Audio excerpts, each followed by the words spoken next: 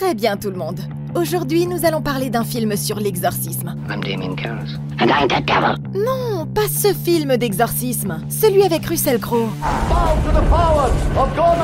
Non, ça c'est l'exorciste du Vatican. Là, je parle de celui où Russell Crowe incarne le rôle d'un acteur qui interprète un prêtre et qui finit par être possédé par un démon dans la vraie vie. Oui, c'est celui-là. Ce qui nous amène à une question importante. Si votre père, un acteur tourmenté, se retrouvait soudain possédé par un ancien esprit démoniaque, que feriez-vous? Ce type vient de décrocher le rôle de sa vie, mais personne ne sait que le véritable réalisateur est une créature maléfique qui vient des profondeurs et qui ne s'arrêtera pas tant que toutes les personnes impliquées ne seront pas mortes. Aujourd'hui, je vais vous expliquer les erreurs commises, ce que vous devriez faire et comment battre votre père possédé dans The Georgetown Project. Cette réunion de famille est sur le point de devenir leur pire cauchemar. Tard dans la nuit, dans un studio de cinéma quelque part à New York, un acteur parcourt seul le plateau de son prochain grand film. Il joue le rôle d'un prêtre dans un remake de L'Exorciste, dont le nom de code est le Projet Georgetown. Mais il ne se rendra jamais à la première sur le tapis rouge. L'homme sort d'un faux taxi et s'approche de la porte d'entrée de la maison, parcourant ses répliques tout en traversant le salon jusqu'à la chambre de la fille au dernier étage. Debout au pied du lit, il fait semblant de chasser un démon invisible et se félicite immédiatement d'avoir bien bossé. Mais alors qu'il fait face à son public imaginaire et s'incline, quelque chose de terrifiant commence à se produire. Le disjoncteur saute et le courant de tout le studio est soudainement coupé, et la porte de la chambre se referme d'elle-même. Il reste là, horrifié, tandis qu'une voix de femme l'appelle de l'autre côté de la porte, se moquant de lui avec les répliques de la mère tirées du scénario. Tout à coup, il entend un cri démoniaque qui semble venir de partout autour de lui, et une grosse marque rouge se forme autour de sa gorge, tandis qu'il s'effondre sur le sol. Il semble que ce soit la fin pour ce type, et ça fait déjà 1 de moins, et il en reste 5. Mais tout le monde sait que le spectacle doit continuer, et que ce démon ne s'arrêtera pas tant qu'il n'aura pas trouvé la victime parfaite. Quelques jours plus tard, Lee, une jeune fille préoccupée, prend un taxi pour se rendre à l'appartement de son père. En entrant dans le hall, elle l'entend déjà crier ses répliques depuis son appartement du 5e étage, les mêmes que celles que l'autre acteur répétait quand il a été tué. La jeune fille entre et trouve son père Tony en train de s'entraîner dans son salon. Il s'agit d'un acteur déchu qui traverse une période difficile dans sa carrière, mais on vient de lui offrir une chance d'auditionner pour le rôle du prêtre après la mort inattendue de l'autre acteur. Et il y voit sa dernière chance de reprendre les choses en main. Ok, Tony ferait mieux de faire attention à ce dans quoi il s'engage. Ça a l'air d'être sa meilleure chance de rédemption, mais il va devoir faire attention s'il ne veut pas finir comme le dernier acteur et donner un tout nouveau sens à l'expression s'étouffer avec ses répliques. Vous vous dites peut-être qu'ils sont en train de filmer un énième remake que personne n'a demandé. Mais d'après ce qui est arrivé au premier acteur, il se passe déjà quelque chose de surnaturel dans le monde réel. L'imitation de la voix des gens, les pannes électriques aléatoires sur le plateau et bien sûr la mort par strangulation sont autant de signes avant-coureurs d'une activité démoniaque. Ils agissent comme ça parce qu'ils ont plus de pouvoir sur l'esprit humain s'ils parviennent à vous effrayer, ce qui a manifestement parfaitement fonctionné sur notre acteur en l'occurrence. Ce qui est intéressant, c'est que nous pourrions même déjà savoir précisément à quel démon nous avons affaire, ce qui pourrait être important par la suite. En lisant son texte, l'acteur a spécifiquement mentionné le démon Moloch comme l'ennemi principal dans le film. Moloch est un des êtres surnaturels qui était autrefois vénéré comme un dieu antique, mais qui a ensuite été reclassé comme l'un des princes de l'enfer et de la démonologie médiévale. Il apparaît comme une silhouette humanoïde avec une tête de taureau, ce qui a pour but de symboliser son pouvoir et sa domination. L'aspect le plus flippant de ce personnage réside dans les victimes qu'il privilégie. Sans aller trop loin, disons que son plat favori, c'est un repas d'enfant. Et je ne parle pas de ceux qui sont vendus avec un jouet. Ce qui pourrait devenir un gros problème pour Lee si Tony commence à tomber sous son influence. Ce qui nous amène à la star de notre spectacle, notre papa en difficulté, Tony. Il ne sait peut-être pas exactement ce qui est arrivé au dernier type qui a interprété son rôle, mais comme nous l'avons déjà dit, il doit faire attention à ce dans quoi il s'engage. Le monde des acteurs est plein de superstitions, et l'une d'entre elles est que ça porterait malheur de reprendre le rôle d'un autre acteur après qu'il soit mort pendant le tournage. Bien sûr, il ne réalise pas encore à quel point les choses sont dangereuses, mais je lui suggérerais de faire une enquête personnelle sur l'histoire du film et de voir s'il y a eu des accidents inhabituels impliquant des acteurs, surtout quand il s'agit des circonstances de la mort du dernier acteur. Il devrait également se familiariser avec les véritables croyances en matière de possession démoniaque. Comme ça, il saura à quoi s'attendre si quelque chose commence à se produire de façon bizarre. Par mesure de sécurité, je veillerai à ne jamais être seule sur le plateau, et j'essaierai de rester à la vue des autres chaque fois que je le pourrai. Il devrait également envisager de se munir d'une protection spirituelle, comme un crucifix ou d'autres symboles de protection. Et surtout, rester sobre pour garder les idées claires en cas de problème.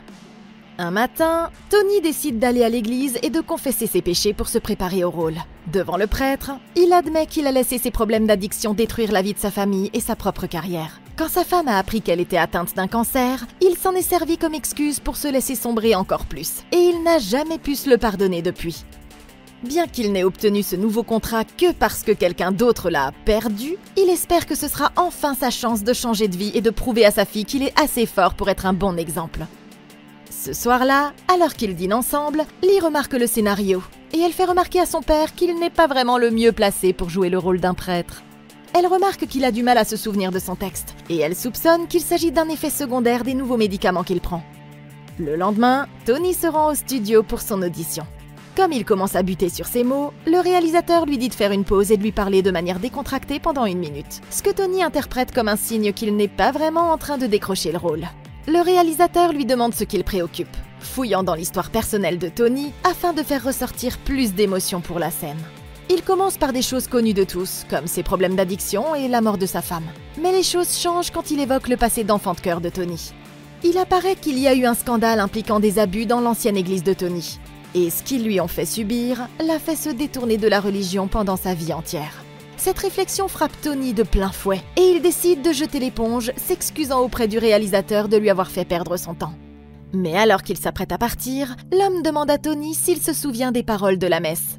Bien que ça fasse longtemps, il est capable de réciter les textes de tête et l'émotion qu'il dégage alors lui permet de décrocher le rôle. Mais la vérité, c'est que c'est le dernier rôle qu'il aurait dû souhaiter décrocher. Tony décide d'organiser une grande fête dans son appartement pour célébrer l'obtention du rôle. Et le réalisateur lui présente un prêtre, le père Connor, qui sera un de leurs conseillers pendant le tournage.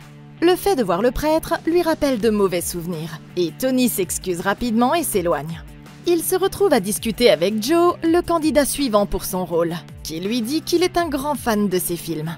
Il est clair qu'il le voit toujours comme l'homme qu'il était au sommet de sa carrière. Mais Tony regrette encore beaucoup de choses qu'il a faites à cette époque de sa vie. Au cours de la nuit, Lee entre dans sa chambre et trouve Blake, l'actrice qui jouait le rôle de la fille possédée, en train de se disputer avec quelqu'un au téléphone. La jeune fille s'excuse de l'avoir dérangée, et elle lui avoue qu'elle la connaît pour avoir joué différents rôles à la télévision. Elles deviennent rapidement amies et conviennent de se retrouver sur le plateau le lendemain, où Tony lui a trouvé un emploi d'assistante de production pour lui éviter des ennuis. Mais elle ne se doute pas que ce tournage va surtout tourner au cauchemar. Ok, Tony n'a même pas encore commencé le tournage et on peut déjà dire que ce travail pourrait s'avérer être plus que ce qu'il avait imaginé. Commençons par cette fête. Nous savons que Tony est un ancien toxicomane qui s'est battu contre la dépendance à l'alcool et à d'autres substances au cours de sa carrière, et qui n'a repris le droit chemin que tout récemment. Il reproche à ses erreurs d'avoir littéralement détruit sa vie et ses relations avec sa famille, et il semble maintenant déjà qu'il soit sur le point de retomber dans le même piège. Il peut sembler anodin d'organiser une fête après avoir décroché le rôle, mais toutes les personnes présentes ont consommé de l'alcool et je ne sais quoi d'autre, même le prêtre. Et le pire, c'est qu'ils sont tous obsédés par la personne qu'il était quand il était au plus bas de sa vie. Ça pourrait facilement l'inciter à rechuter, étant donné que la pression de participer aux festivités pourrait l'amener à penser que boire un seul verre est acceptable. Mais ce n'est pas nécessairement vrai. Même s'il pense que les choses sont sous contrôle de son point de vue, la dépendance a littéralement reconnecté les voies de son cerveau, de sorte que maintenant, même une petite quantité d'alcool peut le faire retomber dans la spirale où il se trouvait les années précédentes, détruisant sa relation avec sa fille et décuplant ses problèmes de santé. C'est d'autant plus dangereux maintenant que nous savons que Tony prend des médicaments. Depuis qu'il est devenu abstinent, il prend des inhibiteurs sélectifs de la recapture de la sérotonine, ISRS, utilisés pour traiter la dépression et les troubles anxieux. La substance chimique, la sérotonine, est un neurotransmetteur qui aide à envoyer des messages entre les différentes parties du cerveau. Elle est responsable de la régulation de l'humeur, des émotions et des rythmes de sommeil. Les ISRS augmentent la disponibilité de la sérotonine dans le cerveau, améliorant ainsi l'humeur et la stabilité émotionnelle de Tony. Mais ils s'accompagnent également d'effets secondaires potentiels, notamment l'insomnie, la perte de mémoire à court terme et les troubles de la concentration. Surtout quand on ajoute l'alcool au mélange. Le problème, c'est que l'alcool est lui-même un dépresseur et qu'il contrecarre les bénéfices attendus du médicament, tout en intensifiant ses effets secondaires négatifs. Ce qui pourrait expliquer certaines des actions de Tony que nous allons voir dans un petit moment. Maintenant, Tony ne se rend peut-être pas encore compte qu'il est en danger, mais tout ça ne fera que le rendre plus vulnérable à la possession démoniaque. Les démons se nourrissent d'énergie négative, et ils ont beaucoup plus de pouvoir sur les personnes qui ont subi des traumatismes, surtout quand elles n'y font pas face de manière saine. Ce qui aggrave encore la situation, c'est que le réalisateur lui rappelle délibérément son traumatisme afin d'obtenir de lui la meilleure performance possible, et que les personnes qui entourent Tony ne voient en lui qu'un accessoire pour le film, sans se préoccuper de ce qui est vraiment le mieux pour lui. S'il retombe dans ses anciens travers, ça brisera les seules défenses qu'il lui restent. Alors au lieu de ça, il devrait arrêter l'alcool, suivre une thérapie qui lui permettrait de surmonter son traumatisme dans de bonnes conditions, et si tout ça devient trop difficile, arrêter complètement le métier d'acteur pour pouvoir se concentrer sur sa famille. Ça me semble être la grande chance qu'il attendait. Mais Tony ne se rend pas compte qu'il vient de signer un véritable pacte avec le diable, et quand ils en auront fini avec le tournage, il devra en payer le prix. Le matin, Tony et Lee se rendent sur le plateau où des dizaines de membres de l'équipe sont déjà à pied d'œuvre pour démarrer la production. Alors que Tony se rend dans les ateliers de confection, Lee aperçoit Blake à l'extérieur de sa caravane en train de se faire bénir avec de la sauge. Elle explique que c'est parce qu'il travaille sur un film de ce genre, précisant qu'elle est très prudente parce que les films mettant en scène des possessions ont toujours connu des tragédies étranges sur le plateau. Alors qu'elle se promène dans les coulisses, une tête animatronique se met tout à coup à fumer et à dysfonctionner. Et Blake lance un regard à Lee comme pour dire « Je te l'avais bien dit ». Plus loin, elle l'amène à son décor préféré, la chambre froide, où se déroule la scène finale de la chambre à coucher, au milieu d'un immense studio réfrigéré. Le décor lui-même a une ambiance sinistre qu'aucune des deux filles n'arrive à cerner. Mais ce qu'elles ne savent pas, c'est que c'est ici que leurs pires angoisses deviendront réalité. Après avoir enfilé sa tenue avec l'équipe de costumiers, Tony croise le père Connor et ils commencent à discuter de la façon dont les choses se passent jusqu'à présent. Au cours de leur conversation, Tony décide de demander à l'homme ce qui l'a amené à se consacrer à la religion.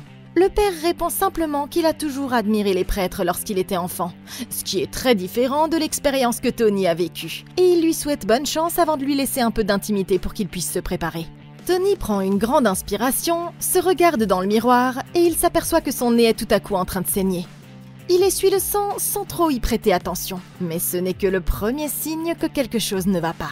Plus tard ce soir-là, Lee est dans sa chambre en train de parcourir le compte Instagram de Blake quand elle entend une forte détonation provenant de quelque part dans l'appartement. Quand elle va vérifier, elle trouve la porte de la chambre de Tony solidement verrouillée, mais quand elle se tourne pour vérifier les autres pièces, la porte s'ouvre à nouveau lentement derrière elle en grinçant. Déconcertée, elle retourne dans la chambre et regarde à l'intérieur. Mais il n'y a aucun signe de Tony. Elle se tourne à nouveau vers le couloir, et c'est là qu'elle le découvre, planté comme une statue devant la porte qui mène à l'escalier.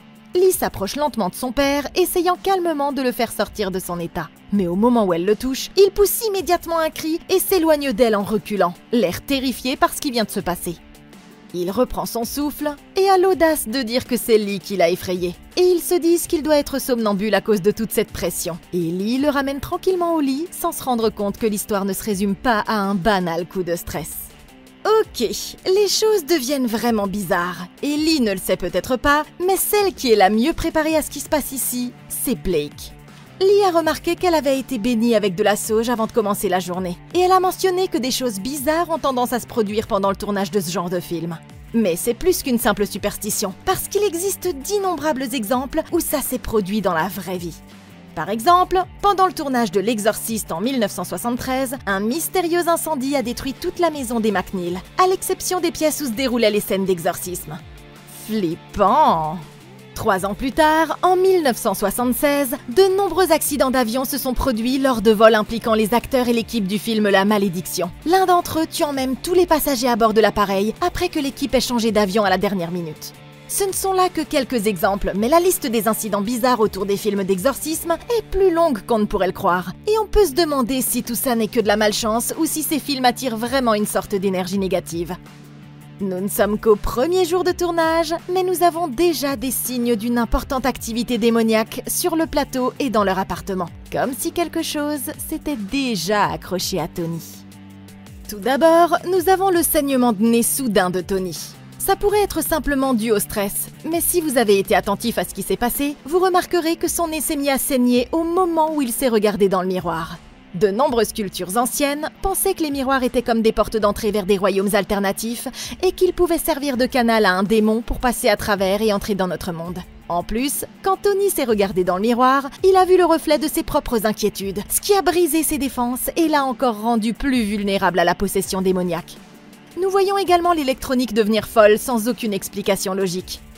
Une des façons dont les démons interagissent avec notre monde est en manipulant les champs d'énergie. Ce qui veut dire que l'électronique autour du plateau et même le téléphone de Lee qui fait des siennes quand ils sont tous de retour à la maison pourraient tous être des signes d'une présence démoniaque grandissante. Ensuite, il y a le somnambulisme et les pertes de mémoire de Tony. Ça pourrait être le résultat du stress et des nouveaux effets secondaires des médicaments. Mais quand vous combinez ces phénomènes avec les portes qui s'ouvrent toutes seules et Tony qui semble se téléporter dans l'appartement, c'est clairement un autre signe avant-coureur de possession démoniaque. Ce qui veut dire qu'il est peut-être temps pour Lee ici de commencer à s'inquiéter. Ils ne savent pas encore exactement ce qui se passe, mais ils pourraient être en mesure de le déjouer dès maintenant s'ils agissent rapidement.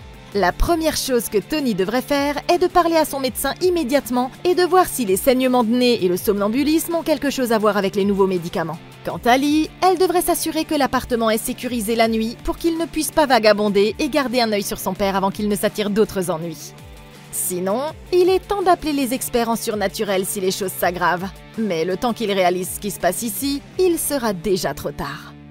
Le deuxième jour du tournage, Tony est en plein milieu d'une scène cruciale pour son personnage. Mais il a beau essayer, il n'arrive pas à bien retranscrire le dialogue. Le réalisateur demande à ce que le tournage soit interrompu après une nouvelle bévue de Tony. Frustré, il demande à l'homme de l'aider à comprendre ce qu'il ne fait pas bien. Ce dernier lui explique qu'il donne les bonnes répliques, mais que ce qu'il veut vraiment, c'est qu'il fasse ressortir les vraies émotions qui se cachent derrière les mots écrits dans le script. Ils reprennent et ça ne fonctionne toujours pas. Et le réalisateur interrompt la scène avant même que Tony ait pu terminer sa première phrase. Puis le reprend à part en disant au reste de l'équipe de faire une pause de 10 minutes. Le réalisateur, excédé, commence à reprocher à Tony de retarder le film, disant qu'ils n'arriveront jamais à le terminer s'il n'est pas capable de trouver une solution. En quête d'inspiration, le réalisateur commence à adopter une attitude beaucoup plus personnelle, évoquant à nouveau les traumatismes passés de Tony afin de le rapprocher du personnage. Mais alors qu'il devient de plus en plus irrespectueux, une ombre obscure passe dans les yeux de Tony. Tony devient alors complètement silencieux, et à la minute où le réalisateur s'éloigne, il frôle la mort quand une lampe de plateau s'écrase du plafond à l'endroit même où il se tenait. Furieux, il se met à hurler sur son assistant pour qu'il le répare. Mais ce qu'aucun d'entre eux ne réalise, c'est qu'il ne s'agissait pas d'un accident, et que les choses vont devenir de plus en plus dangereuses au fur et à mesure que Tony s'enfoncera dans son rôle. En proie au stress, Tony retourne à sa caravane et prend une bière dans le réfrigérateur. Mais alors qu'il cherche un décapsuleur, il tombe par hasard sur une copie du script appartenant à l'acteur qui tenait le rôle avant lui, ainsi que sur un crucifix en argent qui se trouvait en dessous. Il feuillette les pages et est surpris de constater qu'elles sont couvertes de notes manuscrites qui ne font que devenir de plus en plus délirantes au fur et à mesure que le scénario avance. Puis il range le crucifix dans sa poche arrière, sans imaginer qu'un jour il pourrait bien lui sauver la vie. De retour à la maison, Lee trouve son père assis dans le coin de sa chambre, sent attentivement une photo en noir et blanc de lui et de sa femme à une fête hollywoodienne. Il reprend ses esprits et s'excuse pour ce qui s'est passé sur le plateau de tournage, mais elle fait comme si elle n'avait rien remarqué, juste pour qu'il se sente mieux. Il passe en revue les répliques dont il a encore du mal à se souvenir, et Lee évoque une vieille astuce qu'il lui avait apprise à l'époque où elle faisait du théâtre. Il doit comprendre ce que les répliques veulent dire, et pour entrer pleinement dans la peau du personnage, il doit croire de tout cœur aux mots qu'il prononce. Il semble qu'il soit sur le point de faire des progrès, mais quand Tony se lève, il est tout à coup envahi par une sorte de force mystérieuse. Lee remarque le changement, et elle lui demande s'il va bien. Mais il lui dit qu'ils devraient tous les deux aller se coucher, lui laissant le soin de ranger les bouteilles de bière vides qui se trouvent sur la table. Alors qu'elle est en train de tout ramasser, Lee ne remarque pas son père qui se tient à la porte et qui regarde fixement vers le couloir. Quand elle comprend enfin que quelque chose ne va pas, l'homme a complètement disparu, et il ne reste plus qu'une de ses claquettes à l'endroit où il se tenait. Troublée, elle se dirige vers le palier, et elle entend Tony marmonner quelque part dans l'obscurité en contrebas. La jeune fille sort rapidement son téléphone et commence à l'enregistrer, mais elle finit par le faire tomber dans la cage d'escalier, ce qui l'oblige à descendre pour aller le récupérer. Les étages inférieurs sont dans l'obscurité la plus totale, et son père ne répond pas chaque fois qu'elle l'appelle, laissant la jeune fille terrifiée alors qu'elle approche du bas des marches. Elle saisit son téléphone, se retourne, et le voit debout dans son costume de nouveau-né en train d'utiliser le coin de la pièce comme un urinoir. Tout à coup, les lumières se mettent à clignoter, et quand elle se rallume, elle le trouve maintenant à quelques centimètres de son visage. La jeune fille hurle, complètement terrorisée, mais il remonte en courant jusqu'à leur appartement sans lui faire le moindre mal. Après avoir finalement repris le contrôle, Tony tente de se calmer en prenant une douche. Et il remarque qu'une étrange zone avec des veines noires a commencé à se former mystérieusement sur son épaule. Ok, vous n'allez quand même pas me dire qu'ils vont rester zen après avoir vécu un truc pareil. Sérieusement, Tony ne se contente plus d'être complètement à côté de la plaque. Il a craché cette fichue plaque dans un fossé et y a mis le feu. Et ils doivent contrôler la situation avant qu'elle n'aille plus loin. D'autres accidents étranges se sont produits sur le plateau. Mais cette fois-ci, il ne s'agit plus d'un simple dysfonctionnement électronique, mais d'une véritable tentative de tuer des gens. C'est pas une coïncidence si l'éclairage est tombé juste après que le réalisateur ait délibérément évoqué le moment le plus sombre de la vie de Tony. Je pense que ce qui s'est passé ici, c'est que le réalisateur a fait tomber ses barrières mentales, permettant au démon de prendre temporairement le contrôle total de Tony. Et ce pouvoir grandissant lui a permis d'aller beaucoup plus loin dans la façon dont il manipule les objets sur le plateau. Tony est officiellement en train de replonger dans l'alcool. Ce n'est donc plus qu'une question de temps avant que ça ne l'entraîne dans une spirale qui permettra au démon de prendre le contrôle de façon permanente. Pour commencer, il n'aurait jamais dû y avoir de bière dans sa caravane, mais il y a trouvé quelque chose d'encore plus inquiétant, le script du dernier acteur. Chaque page était couverte de notes à caractère démoniaque qui devenaient de plus en plus inquiétantes jusqu'à ce qu'il finisse par mourir. Maintenant, ça peut simplement signifier qu'il était en train d'entrer dans le personnage, mais quand vous considérez la façon bizarre dont il est mort, c'est un sérieux signal d'alarme. La première chose que je ferais serait de laisser le père Connor jeter un coup d'œil au scénario pour voir ce qu'il en pense. Il pourrait aussi essayer d'en savoir plus sur l'acteur et de déterminer s'il se passait quelque chose dans sa vie personnelle qui aurait pu le pousser à agir de la sorte. Mais s'il ne trouve pas d'explication logique, alors il serait officiellement temps de se faire du souci. En attendant, Tony va devoir être extrêmement attentif à ce qu'il ressent et faire très attention à tout événement étrange qui se produira à partir de maintenant, comme la folie qui vient de se produire quand ils sont entrés à l'appartement.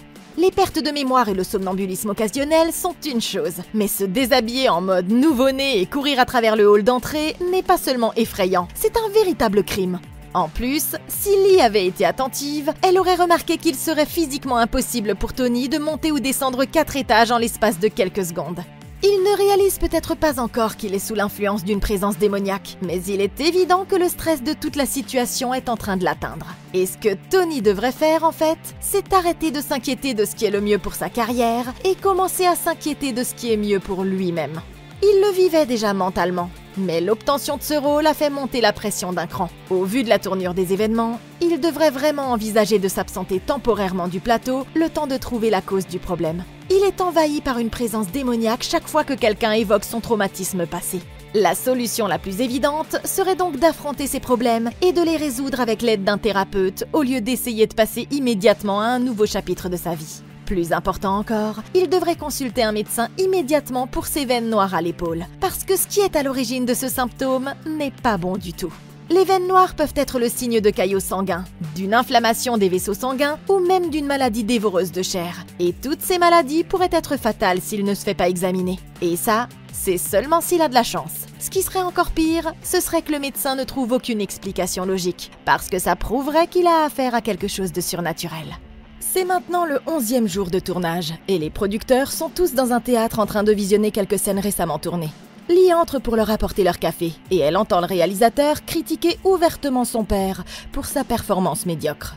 Alors qu'elle se tient dans un coin en essayant de se calmer, le père Connor l'appelle pour voir comment elle va.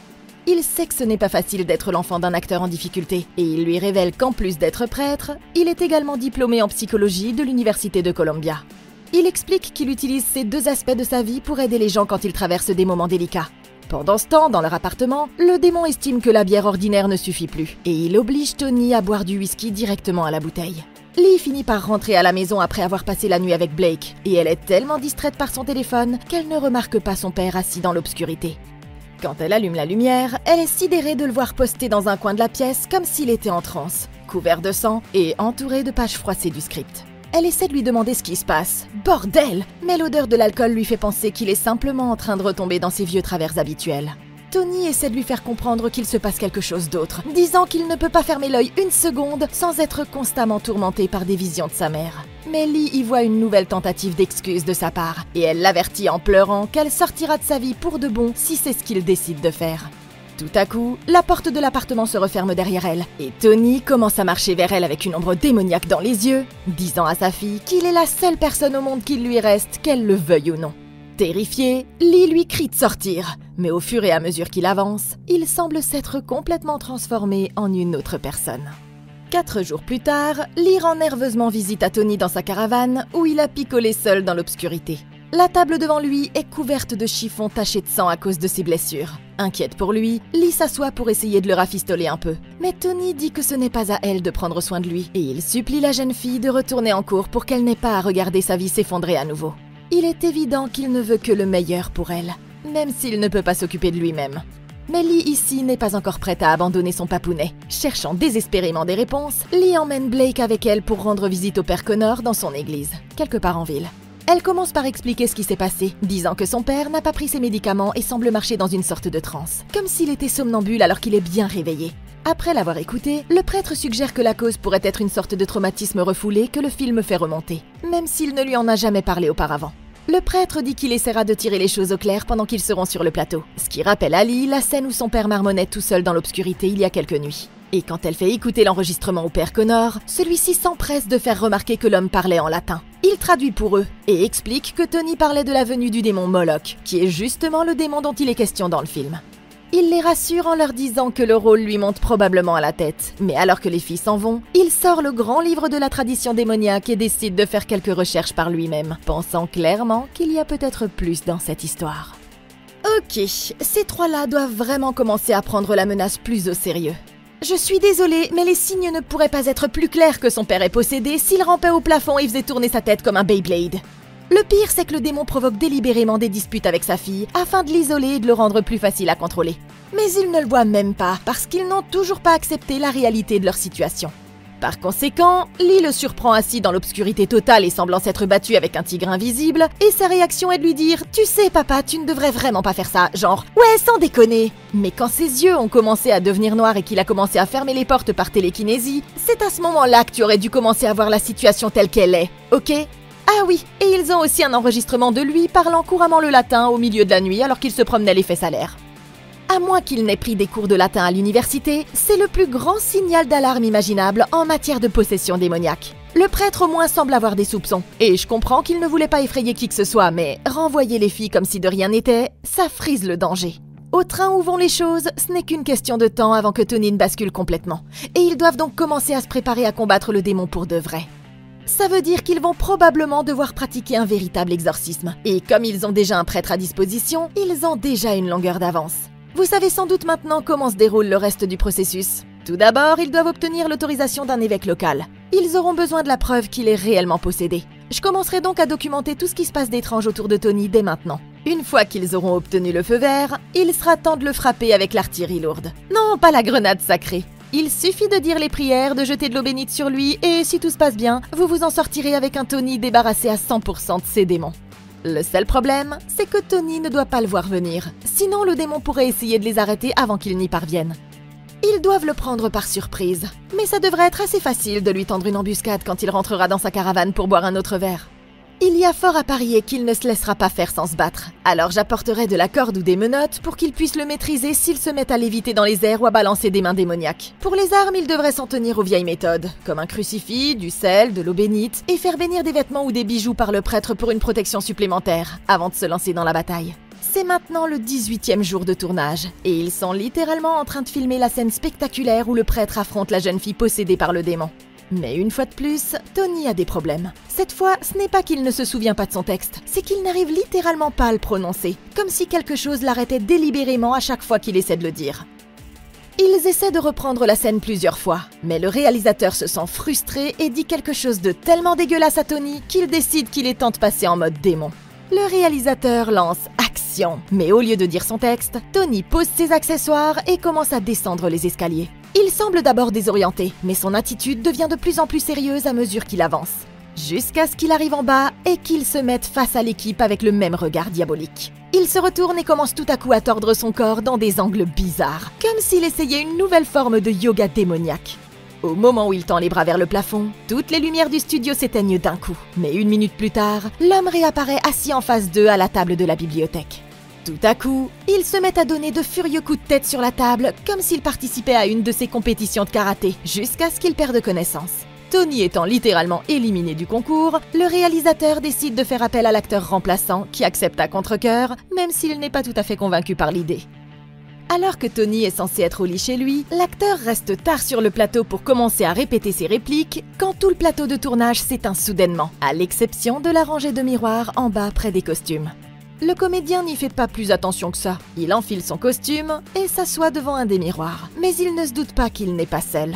Il commence à réciter son texte et se penche de plus en plus près du miroir, jusqu'à ce que, venu de nulle part, Tony explose le miroir depuis l'autre côté pour l'attraper par le cou avant de le briser d'une seule main. Ça en fait 2 de moins, et il en reste 4.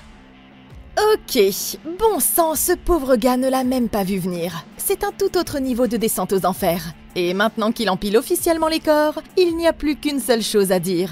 Et c'est Tony, mon gars, tu as merdé sur toute la ligne. Dès le début, tu aurais dû te méfier des activités paranormales après avoir appris que le dernier acteur pour ce rôle était décédé d'une mort mystérieuse et terrifiante. Mais non, une seule bonne chose t'est arrivée au cours de ces 20 dernières années et tu as immédiatement décidé de retomber dans tes vieux travers. Je ne dirais pas que tu l'as bien mérité, mais la possession démoniaque est une voie à double sens. La plupart du temps, il faut faire des choses assez louches ou débiles pour attirer l'attention. Et en ce qui te concerne, il semble que le démon ne manquait pas d'outils pour travailler. Dès que tu t'es rendu compte que tu passais en mode démon à chaque fois que quelqu'un mentionnait ton traumatisme, c'était probablement le moment d'aller chercher de l'aide, tu ne crois pas? Tu aurais peut-être pu mettre le haut là avant que le démon ne te fasse faire quelque chose de vraiment dingue. Se cogner la tête sur une table et se balader dans l'appartement, c'est déjà pas mal en soi. Mais maintenant, tu as carrément tué un mec. Et qui sera le suspect numéro 1 une fois que le corps du gars aura été retrouvé de toute façon, hein? Je ne sais pas, peut-être le gars qui jouait justement le rôle avant et qui agissait comme un psychopathe absolu? Il ne sera pas difficile de trouver des preuves non plus, puisque tu as littéralement donné un coup de tête à travers une plaque de verre et que tu as étouffé le type à main nue. Dans le meilleur des cas, vu d'ici, tu risques la prison à vie. Et ça, c'est si le démon ne t'élimine pas avant. Plus tard dans la soirée, Lee va donner ses médicaments à son père, et elle le trouve assis dans le noir comme un zombie. Blake est venu lui tenir compagnie, mais quand elle retourne dans le hall, elle apprend ce qui est arrivé à l'acteur remplaçant, et il semble que le réalisateur ait décidé d'arrêter tout le film. Le cœur brisé, les 2 filles vont dans la chambre de Lee et échangent leur premier baiser. Mais dans l'autre pièce, son père crache ses médicaments sans qu'elles s'en aperçoivent. À ce moment-là, elles entendent un grand fracas provenant de la chambre de son père, et Lee se précipite pour voir ce qui se passe. Elle crie à Blake d'appeler les secours et se précipite vers Tony qui est toujours assis sur sa chaise. Mais quand elle essaie de lui parler, il la gifle si fort qu'elle est projetée à l'autre bout de la pièce. Les filles réalisent qu'elles pourraient avoir besoin de renfort et se précipitent hors de la pièce. Mais au moment où Lee s'arrête pour attraper le téléphone, Tony entre en trombe, la soulève dans les airs et la plaque sur le plan de travail de la cuisine. Cherchant une arme, Blake attrape la bouilloire sur la cuisinière et lui balance un gros coup sur le côté de la tête, ce qui l'étourdit suffisamment pour permettre à Lee de se dégager. Se tournant vers la fenêtre ouverte, il se remet face aux filles avant de faire tout à coup un joli plongeon pour sortir de l'appartement. Mais quand elle regarde dehors pour le chercher, son père a complètement disparu. Dans la foulée, Lee va voir le père Connor et elle lui dit qu'elle continue de sentir où se trouve son père. Il décide alors d'essayer de le sauver une dernière fois avant qu'il ne soit trop tard. Avec Blake, ils retournent tous les 3 sur le plateau où ils savent que Tony les attend. Après avoir fait le point avec les filles, le père Connor leur demande d'attendre à l'extérieur pendant que lui se dirige vers la chambre froide pour l'affrontement final. Mais dès qu'il le fait, la porte se referme derrière lui et tout le plateau devient complètement noir. Un seul tube lumineux s'allume dans une boîte à proximité et Lee se rend compte qu'elle est maintenant complètement seule. Elle prend l'éclairage et regarde autour d'elle, se suppliant de se réveiller. Mais c'est alors qu'elle voit la porte de la chambre froide s'ouvrir. Lee entre dans la pièce et s'approche nerveusement du décor de la chambre. Et elle remarque un livre sur les rituels d'exorcisme qui glisse au loin quand elle essaie de l'attraper. Elle réussit à le ramasser, mais quand elle se retourne, elle voit son père possédé juste derrière elle. Et Blake et le père Connor sont dans une sorte de transe zombifiée de part et d'autre d'elle. Vu qu'elle n'a pas d'autre idée, elle ouvre le livre à une page au hasard et commence à lire les mots à haute voix. Mais le démon se moque d'elle en lui disant que ça ne marchera pas si elle n'y croit pas vraiment. Il traverse la pièce, attrape Lee par la gorge et la soulève en l'air. Mais c'est alors qu'elle attrape le crucifix dans sa poche et le plaque contre son front, ce qui le fait reculer de douleur en titubant. L'attaque libère Blake et le père Connor, mais le démon est encore trop puissant. Le prêtre dit alors aux filles d'attendre le bon moment et de s'enfuir. Il se met face à lui et défie le démon de libérer Tony et de s'emparer de lui à sa place. Le piège fonctionne et Tony s'effondre sur le sol tandis que le démon passe de l'un à l'autre. Mais quel que soit le plan qu'il prévoyait à partir de là, il semble que ça ne fonctionne pas, parce que le démon a l'air encore plus puissant maintenant qu'il ne l'était avant. Tony saisit le livre, mais il s'enflamme dans ses mains, et son seul choix est de commencer à réciter les prières de tête. Il semble que Tony puisse enfin se souvenir de son texte. Avec l'aide des deux filles, il commence à chasser le démon, le forçant à retourner sur le lit. À un moment, il semble avoir remporté la victoire, mais c'est alors que le démon se relève d'un bond et l'envoie au sol avec une bonne grosse gifle. Tony décide qu'il en a assez. Il attrape le crucifix et l'enfonce dans le crâne du démon avant de le transpercer une seconde fois à travers le menton. Avec ça, le démon prend feu et tombe au sol, finalement vaincu une bonne fois pour toutes.